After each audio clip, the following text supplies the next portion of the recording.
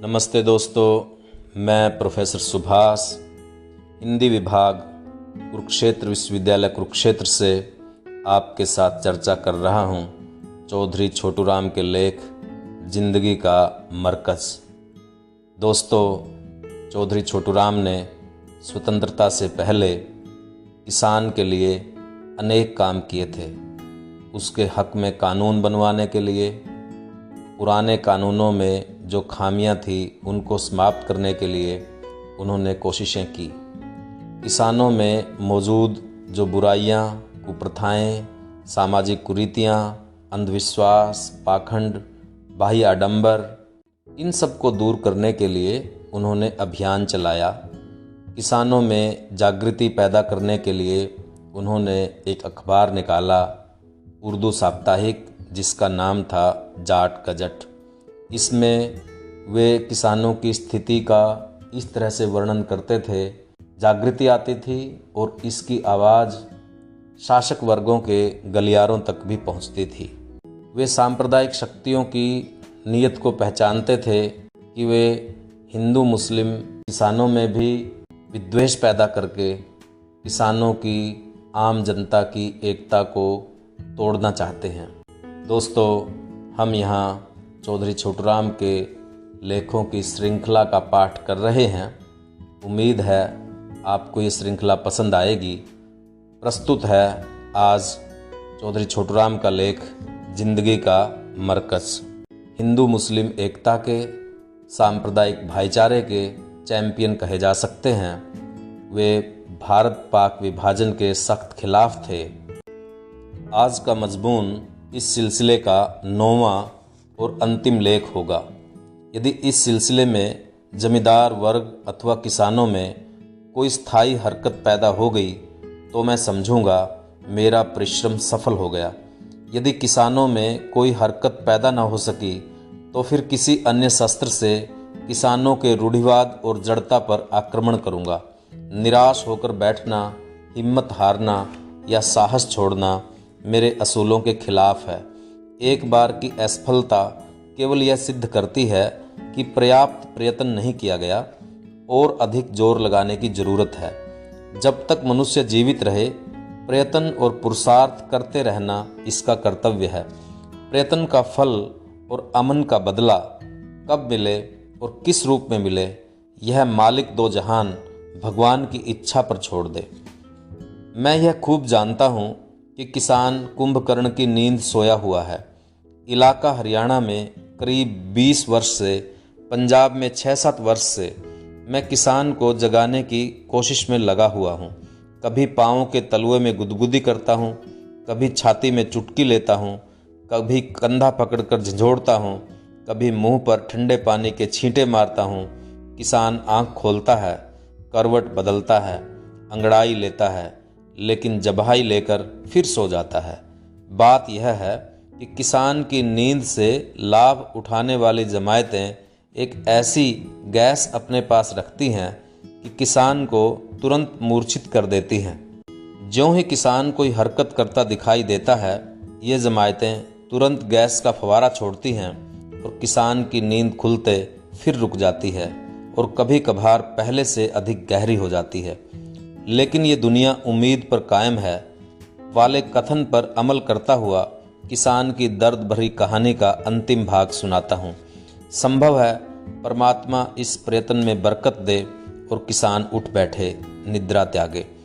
सरकार का यह अधिकार है कि वह प्रशासन चलाने के लिए प्रजा से टैक्स वसूल करे। मुझे सरकार के इस अधिकार में कोई आपत्ति नहीं, परंतु इस अधिकार के साथ साथ सरकार का कर्तव्य है कि अपनी प्रजा के साथ एक समान बराबर का सलूक करे। एक तबके और दूसरे तबके के बीच किसी प्रकार का भेदभाव न बरते। किसान कहता है, सरकार मेहरबानी फरमाकर मेरी ज़मीन की आबपाशी के लिए नहर निकाले, क्योंकि मैं ऐसे इलाके में पैदा हुआ हूँ जहाँ वर्षा अपर्याप्त और अनिश्चित है, जहाँ सिंचाई के लिए कुएं का पानी बहुत गहरा और आमतौर पर खारी है, जहाँ वर्षा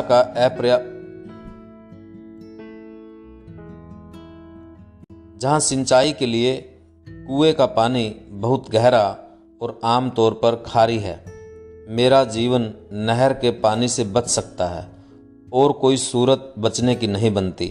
सरकार कहती है नहर तो हम निकाल देंगे, लेकिन उस समय तक पैसा लगाने के लिए तैयार नहीं जब तक कि हमें यकीन ना हो कि इस नहर में लगी पूंजी से उचित सूद की आय हो जाएगी।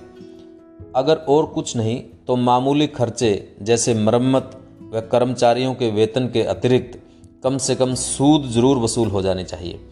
साधारण स्थिति में शायद इस सिद्धांत पर कोई आपत्ति न की जा सके, परंतु यदि वास्तव में हालात ऐसे हों ना कि किसान की जान होठों पर हो, बचने की और कोई सूरत ना हो, तो प्रजा की रक्षा और पालन के लिए भी तो सरकार रुपया खर्च करती है। और क्या कारण है कि शहरी आबादी के बारे में ऐसी शर्तें नहीं लगाई जाती? शहरी आबादी को तो सुविधाएं, दिमागी और शारीरिक स्वास्थ्य के साधन उत्पन्न करने के लिए भी यह जमानत नहीं मांगी जाती कि जब तक पूंजी पर सूद वसूल होने की उम्मीद न होगी तो हम इन चीज़ों पर एक पैसा खर्च करने के लिए तैयार नहीं। फिर किसान से यह जमानत क्यों मांगी जाती है? लाहौर में गवर्नमेंट कॉलेज खोला, तब क्या शहर वालों को यह गारंटी दी थी कि जो सरमाया इस पर खर्च होगा इस पर उचित ब्याज वसूल होना चाहिए?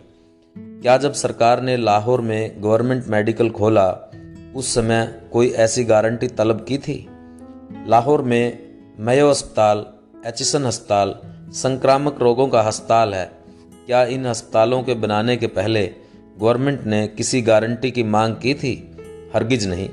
संभव है गवर्नमेंट के समर्थक यह कहें कि जिन चीज़ों का मैंने जिक्र किया है वे जन कल्याण की चीज़ें हैं, परंतु हर शख्स को यह मानना पड़ेगा कि नहर भी एक बड़े भारी सार्वजनिक लाभ का काम है। कॉलेज केवल दिमागी तरक्की के सामान पैदा करता है, अस्पताल बीमारों की सेहत को ठीक करता है, लेकिन नहर कई बार एक इलाके की जान बचाने के लिए ज़रूरी होती है। ऐसी हालत में सूद की गारंटी क्यों मांगी जाती है? पहले ज़िंदगी ज़रूरी है, सेहत और दिमागी तरक्की की ज़रूरत बाद में होती है।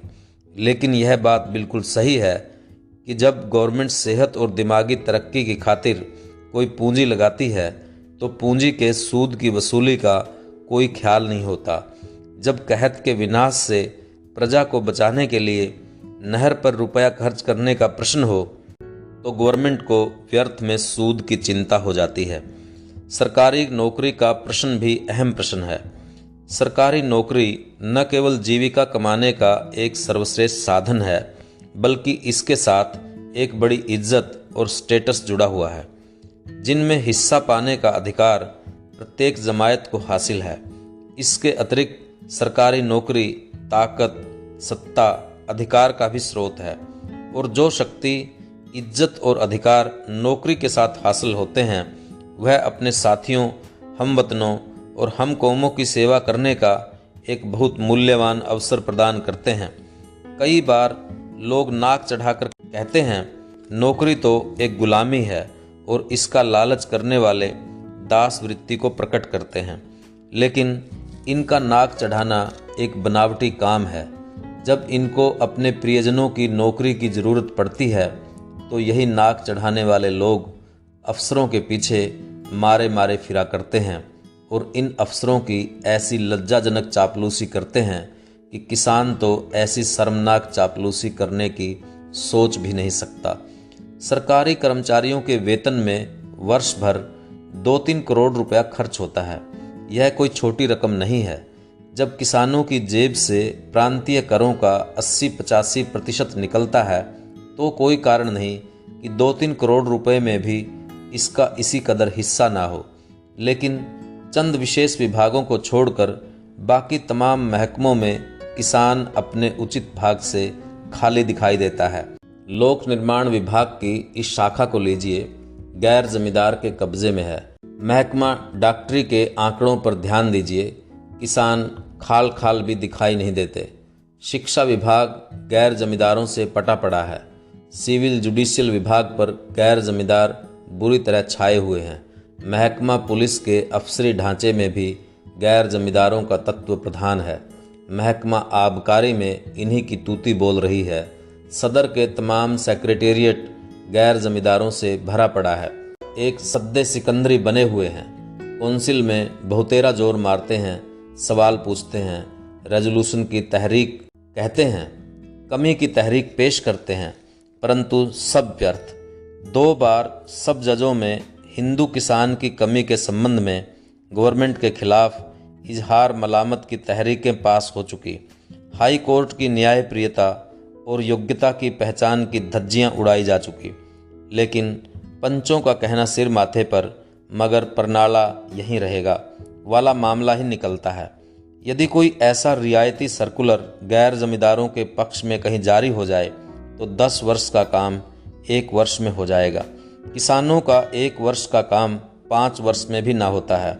इस देरी के कारण मैंने गिना दिए हैं। गवर्नर साहब की एग्जीक्यूटिव काउंसिल के मेंबर, दोनों जमींदार वजीर, तमाम सेक्रेटरी और अक्सर महकमा जात के उच्च अधिकारी जमींदारों के साथ सहानुभूति प्रकट करते हैं, परंतु यह सहानुभूति केवल शब्दों तक ही सीमित है, असली रूप धारण नहीं करती। वर्तमान सरकार को किसी ने दफ्तरशाही का नाम बहुत उचित दिया है। इसमें जो कुछ होता है वह दफ्तरों के किए से होता है, और दफ्तरों में चूंकि गैर जमींदारों का बड़ा भारी जोर है, इसलिए गवर्नर एग्जीक्यूटिव काउंसिल के सदस्यों, मिनिस्टरों, सेक्रेटरियों और महकमा जात के उच्च अधिकारियों की सहानुभूति पानी पर लकीर की तरह तुरंत मिट जाती है। लेकिन अब तक जो हुआ वह अफसोस के काबिल ही है। आगे जो होता नजर आता है वह और भी ज़्यादा काबिल अफसोस होगा। हमारी सरकार को मुकाबले की परीक्षा का बड़ा खबत है, और मुकाबले के इम्तिहान में केवल वे विषय होते हैं जिनमें गैर जमींदार ही अधिक अंक हासिल कर सकते हैं। इसलिए अब इंडियन सिविल सर्विस गैर जमींदारों से भरी जा रही है। 10 वर्ष बाद पंजाब के 29 जिलों में से 20 में गैर जमींदार डिप्टी कमिश्नर होंगे, और अगर यह स्थिति हो गई तो फिर दूसरी नौकरियों में भी किसानों का हिस्सा ज़्यादा होने की जगह कम होने लगेगा, क्योंकि सिफारिश करने वाले यही डिप्टी कमिश्नर होंगे। यदि सरकार की इस समस्या के इलाज की कोई इच्छा है तो या तो मुकाबले की परीक्षा बंद होनी चाहिए, या मुकाबले के इम्तिहान में 2 या 3 विषय ऐसे होने चाहिए जिन पर मुकाबलों की परीक्षाओं में भाग लेने वालों के उन गुणों की जांच हो सके जो इंडियन सिविल सर्विस के एक अफसर में होनी चाहिए। यदि अंधेरी रात में 10-20 मील पैदल अकेला सफ़र एक विषय पर तजवीज़ किया जाए तो अनुचित ना होगा, परंतु मैं किसानों से प्रश्न करता हूँ कि मैंने उनकी ओर से ये रोने तो रो दिए, परंतु उनको मौन पथ पर छोड़ शिकवा शिकायत का तरीका अपनाने के लिए जोर दिया है। लेकिन केवल इस शिकवा शिकायत से तो काम नहीं बनता। मैं तो उनको डॉक्टर इकबाल वाला सुझाव पेश करता हूँ। नालाव फरियाद मातम ताकुजा, सीना को भी हाय पैहम ताकुजा, दर अमल पोशिदा मजमून हयात, लज्जते तख्लीके कानून हयात। यानी दुहाई देना कब तक काम देगी, बार बार छाती पीटना कब तक चलेगा। जिंदगी का असूल मजमून तो अमल के अंदर छुपा हुआ है, और जिंदगी का असली कानून नई नई रचना करने के स्वाद के साथ बंधा हुआ है। किसान को चाहिए कि सक्रिय हो जाए, डटकर पुरुषार्थ करे और अपनी गहरी सोच और कल्पना से कोई ऐसी सूरत पैदा करे और कोई ऐसा नया रास्ता निकाले जिससे इसको अपनी मौजूदा मुसीबतों और कष्टों से मुक्ति मिल सके। वह सूरत एक ही है कि किसान पूरी लगन के साथ संगठन शुरू करे और अपने संगठन को बाकी सब कामों पर प्राथमिकता दे, संगठन को सब चीज़ों से महत्वपूर्ण समझे। इस कलयुग में संगठन ही शक्ति है। मेरे भाई किसान, समझ ले कि कांग्रेस, मुस्लिम लीग, सिख लीग, चीफ खालसा दीवान और हिंदू सभा सब शहरियों के चौंचले हैं। इनको शहरियों पर छोड़ जमींदार लीग के अंदर नई रूह फूंक दे, अपने अंदर नया और ताज़ा जीवन का संचार कर। मजहब को मस्जिद, मंदिर और गुरुद्वारों में बंद कर दो। मौलवियों, पंडितों और ज्ञानियों से अपना पीछा छुड़ा लो। 5 वक्त की नमाज पढ़ो और रोज़ा रखो, दान जकात दो, गुरु ग्रंथ साहब जी का पाठ करो, जपुजी पढ़ो, वेद पढ़ो, गीता पढ़ो, संध्या करो, आरती करो। लेकिन मजहब को पॉलिटिक्स के दायरे से बाहर कर दो। पंजाब की राजनीति में तमाम जमींदार बिना लिहाज मजहब बड़ी आसानी के साथ और बड़े कुदरती तौर से एक प्लेटफार्म पर आ सकते हैं, परंतु शर्त यह है कि वे मौलवियों, पंडितों, ग्रंथियों के क्लोरोफार्म से अपने आप को बचाए रखें। गवर्नमेंट और गैर जमींदार से भी मैं चंद शब्द अर्ज कर दूं। पंजाब की तमाम आर्थिक और राजनीतिक जीवन की धुरी किसान हैं। इसकी भलाई सबको अपने दिल में सर्वप्रथम रखनी चाहिए। यदि किसान खुशहाल है तो सब खुशहाल हैं। अगर किसान दुर्दशा में है तो सबका बुरा हाल है। अगर किसान बचता है तो सब बच सकते हैं। यदि किसान तबाह होता है तो इसकी तबाही में सबकी तबाही है। किसान सबसे पूरी सच्चाई के साथ इकबाल के शब्दों में खिताब कर सकता है, मेरा रोना नहीं, रोना है सारे गुलसितां का, वह गुल हूं मैं, खिजा हर गुल की है गोया खिजा मेरी। दोस्तों, ये था चौधरी छोटूराम का लेख जिंदगी का मरकज़। इस लेख में भी अपने दूसरे लेखों की तरह चौधरी छोटूराम ने बहुत ही मूलभूत प्रश्नों की ओर हमारा ध्यान खींचा है कि एक किसान किस तरह से अपनी हालत को सुधार सकता है, अपना संगठन बना करके अपनी शक्ति का एहसास दिला सकता है। कुछ ज़रूरतों के लिए सरकारी बजट इस तरह से खर्च होता है कि लुटाया जाता है, और कुछ ऐसी ज़रूरतें होती हैं जो अनदेखा कर दी जाती हैं किसी वर्ग के लिए। किसी वर्ग के लिए तो रोटी ही सबसे महत्वपूर्ण बात है, और किसी के लिए सब वर्गों की प्राथमिकताएं अलग अलग हैं। लेकिन सरकार की जो प्राथमिकता होनी चाहिए कि जो सबसे कमज़ोर है उसकी वो मदद करे, उसको ऊपर उठाए। जिसके पास ज्ञान की, सत्ता की या संपत्ति की शक्ति है वो तो अपने साधनों से स्वयं भी ऊपर उठ सकता है।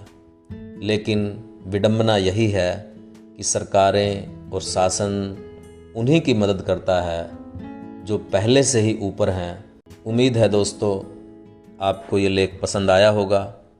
आप इसे आगे बढ़ाइए। मिलते हैं किसी और लेख के साथ। तब तक के लिए धन्यवाद।